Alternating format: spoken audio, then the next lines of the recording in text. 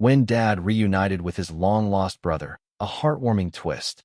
Before we begin the story, make sure to subscribe to our channel and never miss more incredible stories every day. For 30 years, my father cursed his brother's name, until the day I watched them collapse into each other's arms, sobbing in the middle of a public park. I'm Jamie, and for my entire 28 years of life, my dad, Arthur, has been a solid rock. He's a hard-working, blue-collar guy who provided for us, built a cozy suburban life, and loved me fiercely. But there was always a heavy shadow hanging over our house, a ghost that haunted his quiet moments. That ghost was his older brother, Leo. Growing up, the rule was absolute and strictly enforced. We do not talk about Leo. On the rare occasions someone slipped up, my dad's jaw would clench, his eyes would darken with a mixture of raw pain and hardened fury, and he'd abruptly leave the room. He built an emotional wall so thick and high that I thought nothing could ever break it down. As I got older, I realized how much this unresolved anger was quietly eating away at him from the inside out. He carried a heavy, invisible weight that aged him prematurely, causing his health to decline and his heart to literally weaken. He recently had a mild heart attack, a wake-up call that completely terrified me. The doctor told us in the hospital that chronic stress was a major contributing factor. I knew the root of that stress. It was the legendary family grudge, the 30-year-old festering wound that had never been allowed to heal. I decided I couldn't just stand by and watch my father be consumed by a history I didn't fully understand. I wanted to fix his broken heart, not just medically, but spiritually. I needed to know what really happened between them, even if it meant digging up a past that was buried for a very good reason. But I had no idea that my secret quest for the truth would uncover a mystery so profoundly devastating, it would rewrite everything I thought I knew about my family. I was about to open a Pandora's box of hidden sacrifices and buried lies, risking my relationship with the only parent I had left. If I pushed too hard, I might lose my dad forever. But if I did nothing, the bitterness would surely finish the job. I had to uncover the dark truth before time ran out for my father. To understand the magnitude of what happened, you have to understand the bitter myth of Uncle Leo. According to my father, Leo was the ultimate traitor. The story went that when my grandparents died suddenly in a tragic car accident 30 years ago, they left behind a modest life insurance policy and a family home that was fully paid off.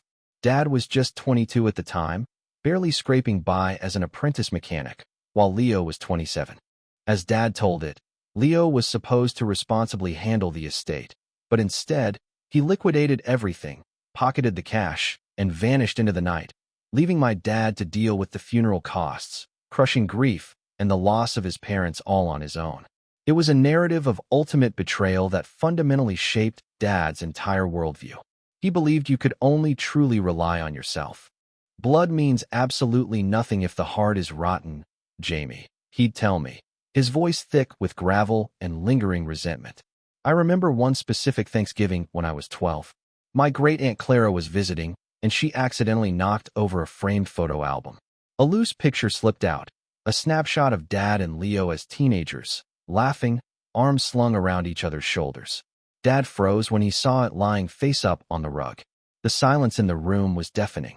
He didn't yell. Instead, he carefully picked up the photograph, walked straight into the kitchen, and fed it directly into the garbage disposal. The grinding noise echoed through the house, sending terrible chills down my spine. I saw the tears pooling in his eyes before he quickly wiped them away and forced a tight smile for the rest of the evening. That was the Leo my dad knew, a memory so painfully toxic it had to be violently obliterated. But looking back as an adult, I realized there were glaring holes in that story, little inconsistencies that my dad's overwhelming grief had paved over. Why would a loving, protective older brother suddenly turn into a greedy monster overnight? The basic math of human nature just didn't add up for me. The real story was waiting quietly in the dust, right above our heads. The catalyst for the truth came on a sweltering Saturday afternoon in late July. Dad's house, the same working-class suburban home he'd scraped together pennies to buy after the supposed betrayal, had a persistent water leak in the attic. Given his recent cardiac issues, I absolutely refused to let him climb up the steep ladder. "I've got it, Dad. You just sit in the living room and yell instructions if I do it wrong," I joked, trying to keep the mood light. He grumbled his usual complaints, but his pale complexion told me he was secretly relieved to stay grounded. I grabbed a heavy flashlight, a steel crowbar, and some silicone sealant, and shimmied up the narrow pull-down stairs. The attic was a dark oven, suffocatingly hot and thick with 30 years of undisturbed dust. I crawled slowly toward the water stain near the brick chimney, balancing carefully on the wooden joists to avoid putting my foot entirely through the plaster ceiling below. As I pried up a rotting, warped floorboard to assess the extent of the water damage, my crowbar unexpectedly clinked against something solid and metallic. It wasn't a plumbing pipe. I brushed away decades of thick grime and fiberglass insulation to reveal a heavy, rusted steel lockbox wedged deliberately between the support beams. It was heavily concealed, clearly meant to be hidden forever from the world. My heart did a strange, erratic flutter in my chest. Dad wasn't the type to hide things. He was a leave the bills on the kitchen counter kind of guy. I dragged the surprisingly heavy box into the dim light of the single bulb hanging from the rafters. The padlock was old, corroded, and locked tight. Curiosity completely hijacked my rational brain. Using the sharp claw of my crowbar, I wedged it deep into the metal hasp and pulled backward with all my physical strength. With a sharp, violent snap that echoed loudly in the quiet attic, the lock gave way. I wiped the sweat from my forehead, my hands trembling slightly as I lifted the creaky metal lid back. I expected to find old coins, maybe some forgotten love letters, or embarrassing high school memorabilia. Instead, the box was filled with perfectly preserved, yellowing documents. I reached in and pulled out a thick stack of papers bound by a brittle rubber band. As I stared down at the very first page, all the air violently left my lungs. What I was looking at completely shattered the reality of my father's past. I sat perfectly still, cross-legged on the dusty attic floor, my flashlight illuminating the undeniable physical proof of a secret family history. In my violently trembling hands was a thick stack of canceled bank checks dating back exactly 32 years. They were all clearly signed by Leo. But they weren't checks written to himself, nor were they depositing money into a hidden offshore savings account. They were made out to a man named Vincent Maroney, and the financial amounts were absolutely staggering. $5,000, $10,000, $15,000. I flipped frantically through the pile, calculating the massive total in my head. It was tens of thousands of dollars, far more than the modest life insurance policy Dad always claimed Leo had stolen from him. Directly beneath the checks was a heavily notarized, official legal document, a quitclaim deed transferring the original family home entirely into my father's name. Attached to the deed with a rusty paperclip was a handwritten receipt, hurriedly scrawled on the back of a murky, coffee-stained diner napkin, paid in full. The kid's debt is completely cleared. Don't you ever come back to my neighborhood, Leo? VM. My mind spun wildly as I tried to logically process the physical evidence sitting in my lap. The stamp dates on the canceled checks coincided perfectly with the chaotic weeks following my grandparents' tragic accident. Dad's version of the story was always that Leo took the insurance money and selfishly ran. But these documents painted a radically different, terrifying picture of the past. Leo didn't steal anything from our family. He had systematically paid off a massive, dangerous debt to someone who sounded uncomfortably like an organized loan shark. He had used every single penny he had, and presumably the insurance money, not to enrich himself, but to buy my father's physical safety and secure a permanent home for him. He had willingly walked into the burning fire. I stared at the worn, faded handwriting on the checks, feeling an overwhelming wave of nausea mixed with profound awe. The undeniable proof of his love was right here, buried beneath rotting wood. Leo was not a traitor. He was a human shield. He had sacrificed his own reputation, his inheritance, and his relationship with his only brother. I needed to know why my father had been the one in danger. I carefully placed the delicate, yellowing documents back into the rusted metal lockbox, my mind racing with a million terrifying new questions.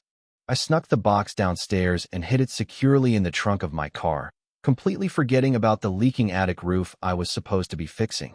When I finally came back into the house, I found Dad sitting in his worn recliner, watching a daytime baseball game with the television volume turned too low. He looked so fragile, so entirely innocent, yet I was sitting on a massive emotional bombshell that could utterly destroy him. I grabbed a cold glass of water from the kitchen, my hands still shaking slightly, and sat casually on the edge of the living room sofa. "Dad," I started gently, trying to keep my voice as relaxed and steady as humanly possible. I was looking at some old architectural dates up in the attic, trying to figure out exactly when the house was built. When exactly did Uncle Leo leave town? Was it right after the funeral, or did he stick around a bit later? The temperature in the room plummeted instantly.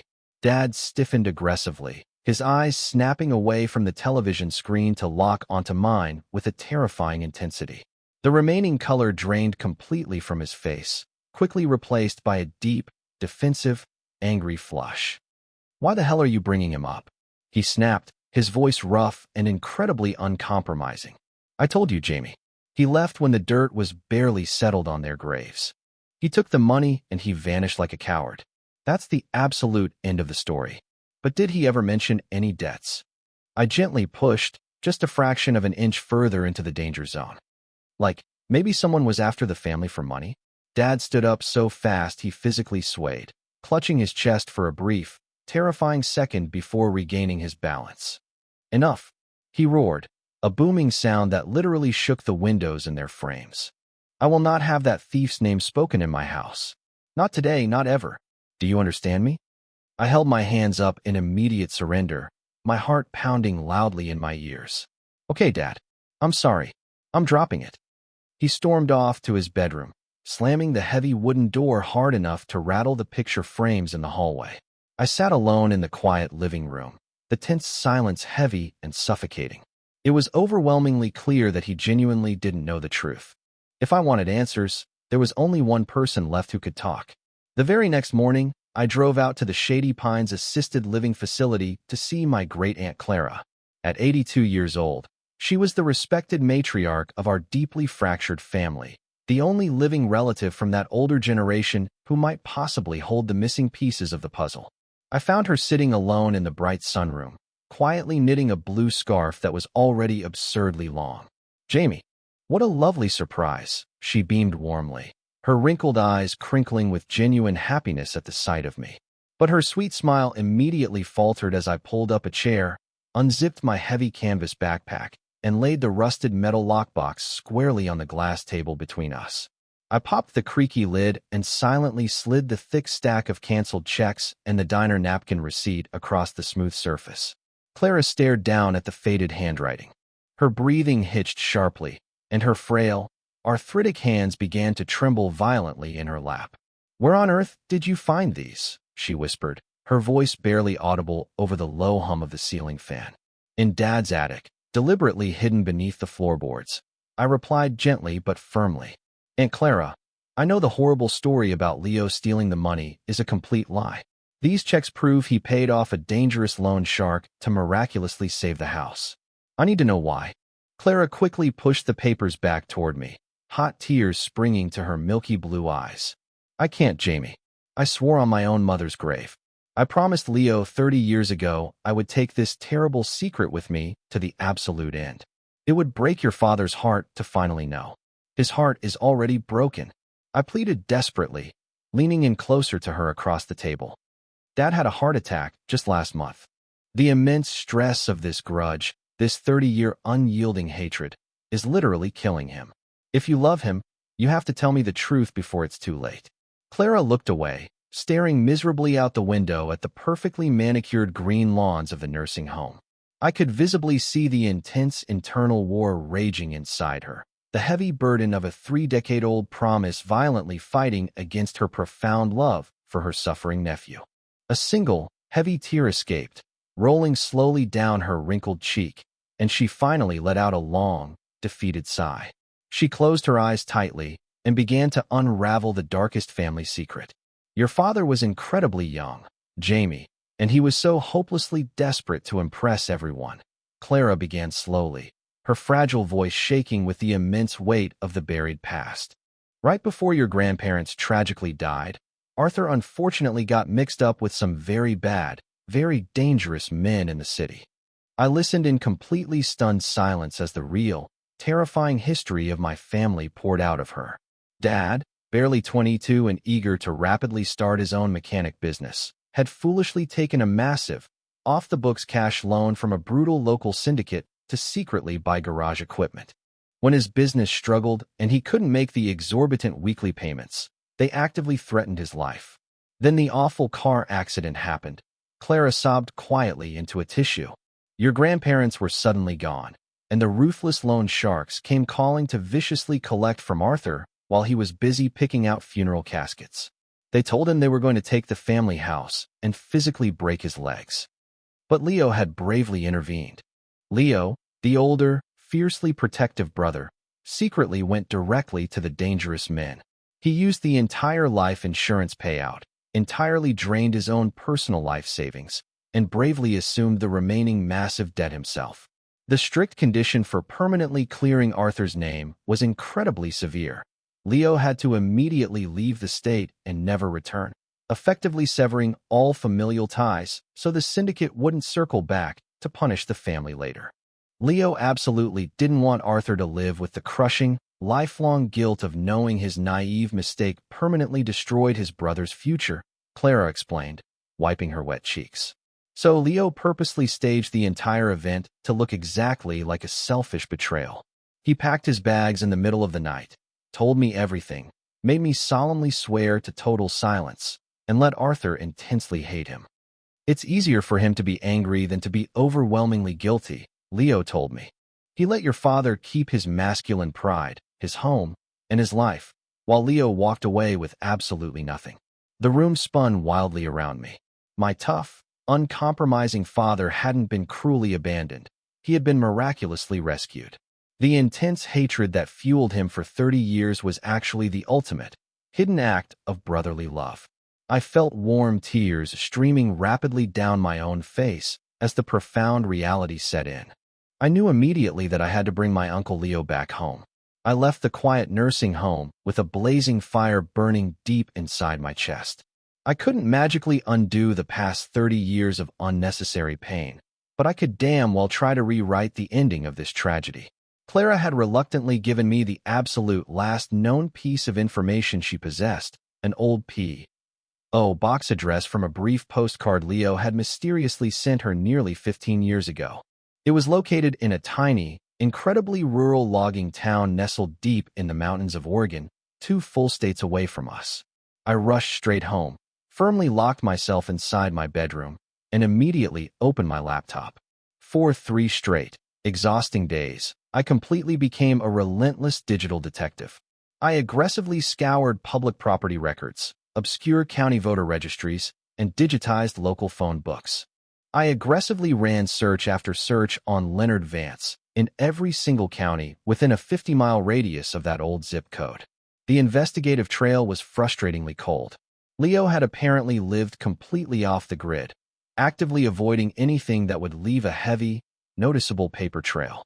Just as I was about to finally give up and expensively hire a professional private investigator, I miraculously got a hit. A small, independent local hardware store had very recently uploaded a candid photo to their community Facebook page celebrating their Employee of the Month. The older man in the picture was weathered, his thick hair completely silver, his face deeply lined with age and hard weather, wearing a faded red flannel shirt. He was gently holding a hammer and smiling a very gentle, incredibly weary smile at the camera. The cheerful caption proudly read, "Congratulations to our very own Leo V. For 5 amazing years of dedicated service." I zoomed in closely on the grainy photo until it became a messy blur of digital pixels. Even through the deep wrinkles and the decades of hard living, I instantly recognized the distinct shape of his eyes. They were my father's exact eyes. They were my exact eyes. My heart hammered violently against my ribs like a trapped, panicked bird. I quickly cross-referenced the hardware store's specific location with the county tax assessor's public website and officially found a small, isolated cabin registered to an L. Vance on the far outskirts of the town. Without telling my father, I packed a bag and threw my car in gear. The frantic drive took 14 grueling, exhausting hours, aggressively pushing my small car through a torrential rain downpour and winding, incredibly treacherous mountain passes. Every single mile marker I rapidly passed felt exactly like a ticking countdown to a massive emotional explosion. My aching knuckles were stark white on the steering wheel, my anxious mind aggressively replaying 100 different disastrous scenarios. What if he angrily slammed the door right in my face? What if he was a completely different, hardened person now? What if he stubbornly refused to speak to me, just like he had strictly refused to reach out to my dad for 3 entire decades? I purposely didn't tell Dad where I was actually going. I just left a vague note on the kitchen counter saying I was taking a long weekend camping trip to clear my head. By the time I finally pulled cautiously onto the bumpy dirt gravel road leading to Leo's remote cabin, the evening sun was just beginning to slowly set, casting long, haunting shadows through the massive pine trees. The isolated cabin was incredibly modest, just a simple single-story wooden structure with a rusty tin roof, a small, overgrown vegetable garden, and a neat stack of chopped firewood resting on the front porch. It was the exceptionally quiet home of a man who had selflessly given up absolutely everything for someone else. I firmly turned off the ignition, the sudden, heavy silence of the deep forest ringing loudly in my ears. Taking a deep, shuddering breath to try and steady my violently shaking hands, I finally stepped out of the car, clutching the rusted metal lockbox tightly to my chest like a protective shield. I walked slowly up the creaky wooden steps, every single footstep sounding incredibly loud like a gunshot in the quiet, isolated woods, and firmly knocked 3 times. A heavy, terrifying silence followed. Then, I heard the distinct sound of heavy boots slowly shuffling across a hardwood floor. The deadbolt clicked loudly, and the heavy oak door slowly swung inward. Standing silently in the doorway was a living ghost. He was deeply weathered, his rough hands heavily calloused from years of intense physical labor, but the family resemblance was terrifyingly undeniable. As he looked curiously at me, a sudden flash of confused, panicked recognition rapidly crossed his features. I was staring directly into the mirror of my father's forgotten past. "Can I help you, young man?" His voice was a wonderfully deep, gravelly baritone, significantly softer than my dad's, but carrying the exact same familial cadence. I swallowed the massive, uncomfortable lump forming in my throat. "I'm Jamie," I stammered nervously, physically holding up the rusted metal box for him to see. "Arthur's son. I found the lockbox hidden in the attic, Uncle Leo. I know exactly what you did for him." The remaining color instantly drained completely from his deeply weathered face. He staggered backward half a step, firmly gripping the wooden doorframe to desperately steady himself. "Come inside," he whispered hoarsely, stepping aside to let me pass. Inside, the small cabin was incredibly sparse but genuinely warm, heavily filled with the comforting smell of fresh cedar and old, brewed coffee. We sat down together at a small, scratched wooden dining table, and I emotionally poured out absolutely everything. Dad's terrifying recent heart attack, the awful decades of bitter, toxic resentment, Clara's tearful nursing home confession, and the undeniable physical proof I had uncovered. Leo listened in complete, stunned silence, his gray head heavily bowed, thick, silent tears steadily dropping down onto his worn denim jeans. "You really shouldn't have come here, Jamie," he finally said, his gravelly voice cracking painfully. "Arthur deeply hates me. That was the whole point of the plan. He desperately needed someone else to blame, so he wouldn't completely destroy himself with the guilt over the debt. My sacrifice worked perfectly. He successfully built a good life. He built you. If I selfishly go back now and tell him the truth, it will absolutely crush him. The immense guilt of unfairly hating me for 30 years will be way too much for his weak heart to bear." "No, you're completely wrong," I pleaded aggressively, reaching frantically across the small table to grab his rough, calloused hands. "The toxic anger is exactly what's killing him. He's slowly dying from a deeply broken heart because he genuinely thinks the person he loved most cruelly abandoned him. You bravely gave him his life back then, Uncle Leo. Now you absolutely have to give him his brother back. He desperately needs to know he was fiercely loved, not discarded. Please, help me finally fix him." Leo stared blankly at the scattered canceled checks across the table, his broad shoulders shaking violently with the immense weight of 30 years of solitary, painful exile. He finally looked up at me and gave a slow, terrifying nod of agreement. The incredibly long drive back home was mostly agonizingly silent, heavily filled with a thick, anticipatory tension that I could practically cut with a knife. Leo stared blankly out the passenger side window, quietly watching the changing landscape of his distant past violently rush toward him at 70 miles an hour. Having him sitting directly next to me felt completely surreal, almost exactly like I had miraculously pulled a mythical figure straight out of a storybook and securely strapped him into the front seat of my Honda. But as we finally crossed the familiar state line, genuine panic began to aggressively set in. The terrifying reality of what I was actually about to do hit me incredibly hard, like a runaway freight train. I was actively bringing the physical, living embodiment of my father's deepest, most painful trauma directly to his front doorstep. Dad was 60 years old and still actively recovering from a serious cardiac event. If I just brazenly marched Leo straight through the front door, the sheer, unadulterated shock, dangerously combined with the explosive, unpredictable rage of a 30-year misunderstanding, could literally kill him before I even had a chance to logically explain. I desperately needed a physical setting that was neutral, open, and deeply tied to their shared, happier history. A place where Dad wouldn't instantly feel physically trapped, but where the massive emotional impact could be slightly cushioned by positive childhood memories. I quickly pulled into a highway rest stop and gripped the steering wheel tightly, frantically running through a dozen terrible, risky ideas before the absolute perfect location finally hit me. Centennial Park. It was the old neighborhood park just 3 short blocks from Dad's current house. The exact same spot where he and Leo used to happily play catch as kids, long before the crippling debt, the tragic death, and the supposed betrayal viciously tore their world completely apart. It was open air, public enough to hopefully keep the angry yelling to a bare minimum, and wonderfully steeped in their early brotherhood. I pulled out my phone, my thumb hovering painfully over Dad's contact name. My heart was beating so furiously I could actually feel the loud pulse throbbing violently in my teeth. I hit dial, mentally rehearsing the necessary lie I was about to tell, and waited anxiously for the familiar, gruff voice on the other end to pick up. I was about to set a trap that would change our family forever. "Dad? It's Jamie," I said quickly when he finally answered the ringing phone, trying desperately to keep my shaky voice from noticeably trembling. "Are you finally back from your weekend camping trip?" he asked smoothly, sounding generally tired but genuinely glad to hear from me. "Almost," I lied straight through my teeth.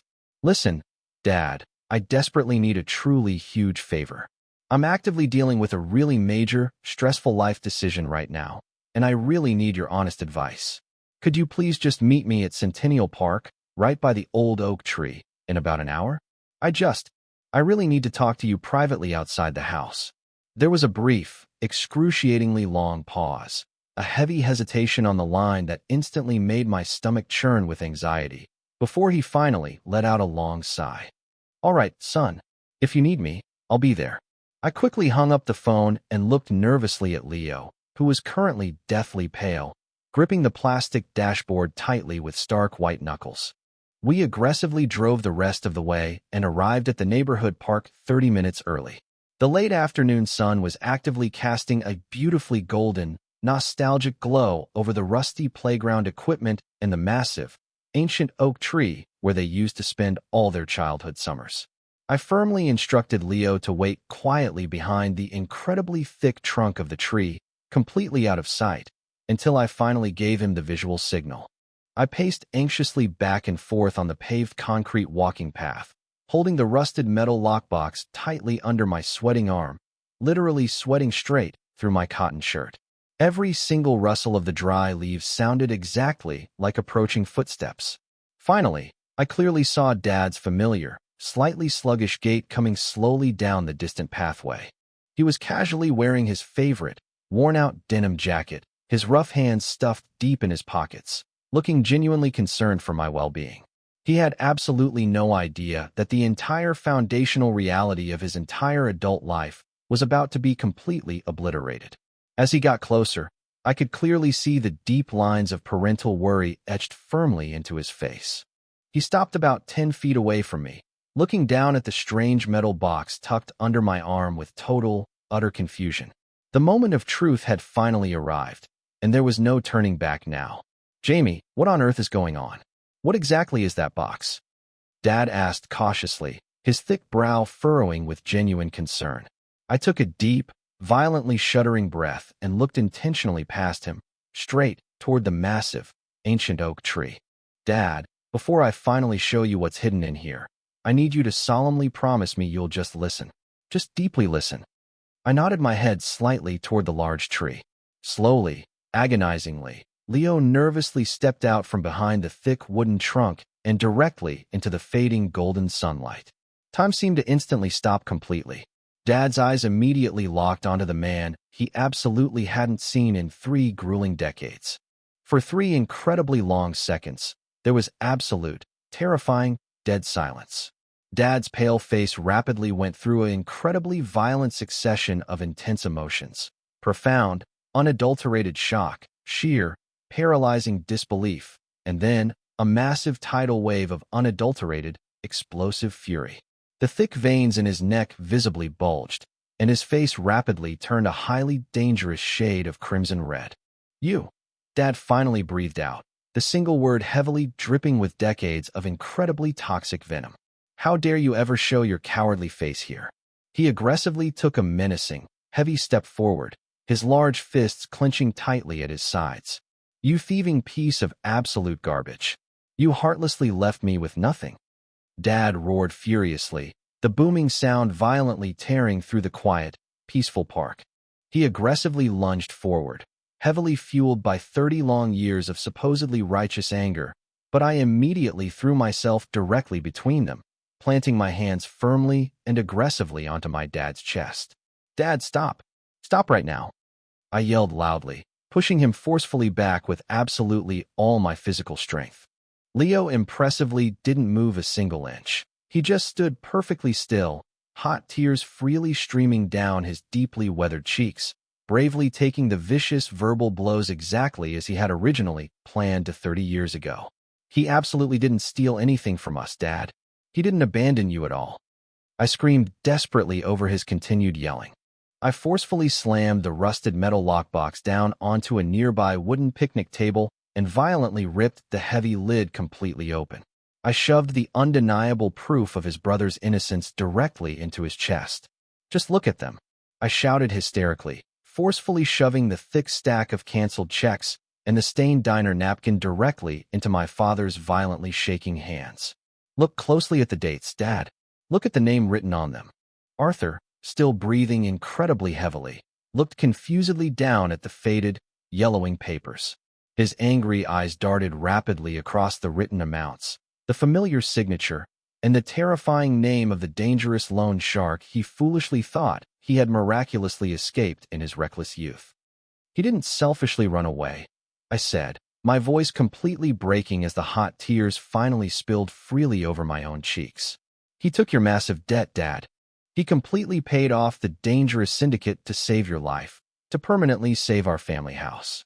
The terrible cost of fully clearing your name was his own permanent exile.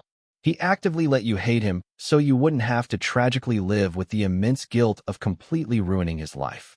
The fragile documents fluttered loosely out of Dad's trembling hands, scattering widely across the green grass exactly like fallen autumn leaves. The furious, hardened emotional mask that my father had stubbornly worn for 30 long years suddenly and violently shattered into a million tiny pieces. His weak knees instantly buckled under the incredibly crushing weight of the massive revelation. The toxic anger vanished entirely, instantly, and completely replaced by a devastation so incredibly profound it was physically difficult to watch.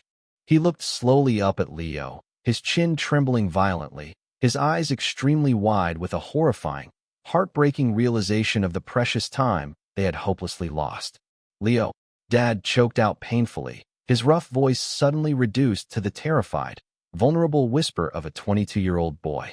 You really gave up absolutely everything just for me? Leo took a shaky step forward, his own face heavily contorted with incredibly overwhelming emotion. You're my little brother, Artie, Leo sobbed loudly, lovingly using a nickname I had absolutely never heard before. I would gladly do it all again, 100 times over. Dad let out a truly guttural, agonizing cry, a raw sound of pure heartbreak and incredibly overwhelming gratitude, and stumbled blindly forward. The two weeping brothers violently crashed into each other, wrapping their arms incredibly tight in a desperate, unbreakable embrace. They collapsed onto the grass, sobbing 30 years of pain into each other's shoulders. The deeply emotional aftermath of that incredible day in the neighborhood park fundamentally changed the entire trajectory of our family forever. It wasn't a magically instant, perfect fix. There were obviously years of painfully lost time to actively mourn, and Dad unfortunately struggled deeply with the immense guilt of having unfairly cursed the very man who bravely saved his life. But the heavy, suffocating shadow that had always loomed darkly over our home completely and permanently vanished. Dad's rigid personality softened beautifully in a way I absolutely never thought possible. The gruff, defensive emotional walls came permanently down, and his dangerously high blood pressure actually dropped to surprisingly healthy levels. We happily helped Uncle Leo pack up his incredibly modest cabin in rural Oregon and permanently moved him into the spare bedroom of the very same house he had secretly saved 3 decades earlier. Seeing the two of them now, casually sitting on the back porch drinking morning coffee and loudly arguing over useless baseball stats like absolutely no time had passed, is a beautiful daily miracle. They are completely inseparable.